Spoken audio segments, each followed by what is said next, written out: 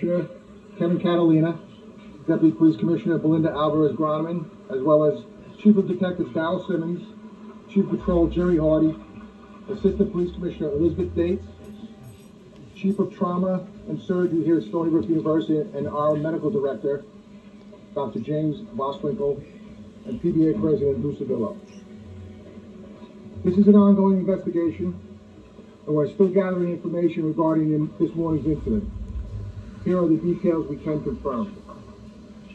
3 3rd Precinct police officers responded to a 911 call regarding a domestic incident, during which the caller stated her husband was acting violent.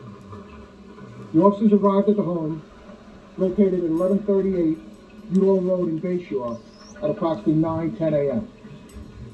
2 officers approached the front door. When one of the officers opened the screen door, Tyquell Woodson, the 911 caller's husband, came charging at the officer with a large knife. The officer retreated and fell into the snow on the front yard. Woodson jumps on top of him with a knife, and he starts stabbing the officer, clearly attempting to kill him. The officer was stabbed multiple times in the right arm. Woodson also attempted to stab him in the chest, but fortunately, the knife did not penetrate through the officer's vest. One officer deployed his taser, which was unsuccessful. A 3rd officer fired a service weapon, striking Woodson and stopping the attack. A tourniquet was applied to the officer's arm by fellow officers. CPR was initiated at the scene by responding officers and first responders on Woodson, who was then transported by Brentwood Legion Ambulance to South Shore University Hospital, where he was pronounced dead. He was 33 years old. The officer who was stabbed has been a member of the police department for a year and a half. He was transported by a police vehicle to Good Samaritan Hospital, then airlifted to Stony Brook University Hospital. The other 2 officers were also transported for observation right here to Stony Brook Hospital. One has been an officer for a year and a half, and the other for 1 year. Law enforcement is a dangerous profession, and our officers put their lives on the line every day. This incident occurred in approximately 5 seconds.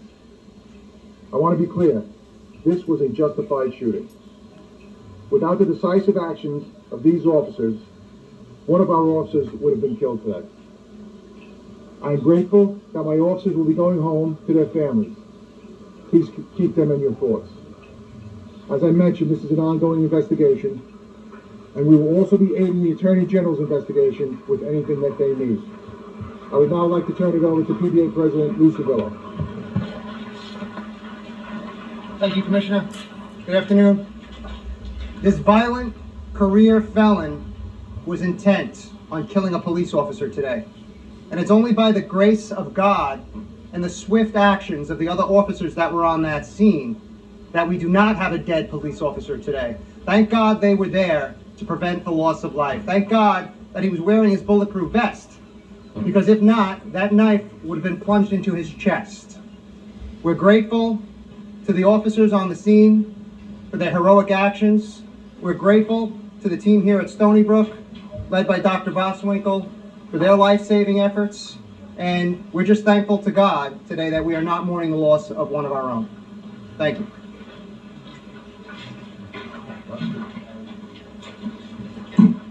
Good afternoon. I stand before you today with very mixed emotions. As a member of the society, it really makes me sick to my stomach that in the past 14 months, this is the 3rd incident and the 4th officer that I've had to take care of who was almost killed in our society. We can go back to December 30th of 22, when 2 of our officers, one was stabbed in the neck and required emergent surgery to live. We had another officer in May who was shot through his pelvis, and now we have what happened today.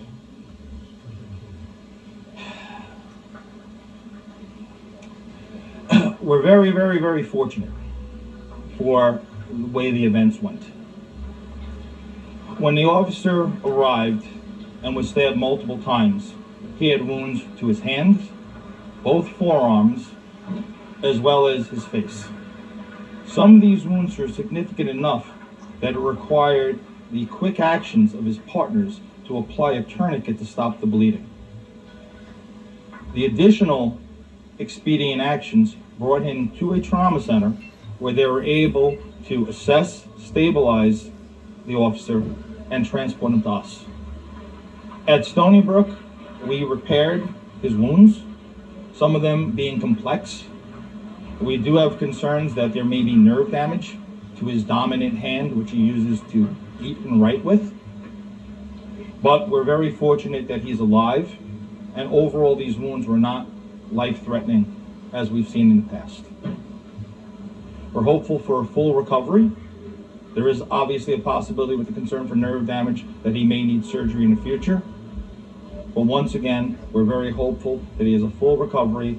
And as a medical professional, a member of the society, I am extremely thankful for what law enforcement does for us every day. Thank you very much. Thank you, Dr. Mossman. I'll now take questions. Yes, Ben. Hi, President said career felon, that's what you described. Is there anything else you can tell him about his past, his history? Again, it's early on. I am aware that he was arrested for a robbery last year, but it was outside of jurisdiction. I believe it was in Riverhead. I'm not aware of anything else at this point. Anything else you can say about what happened after that call and how he was acting erratically against him? No, not at this time, no. Can you give us an update on the wife and his family? There was a wife and a 1-year-old at the scene. They're okay. Yes.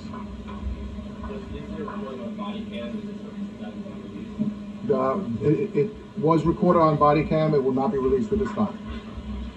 Thank you, everybody.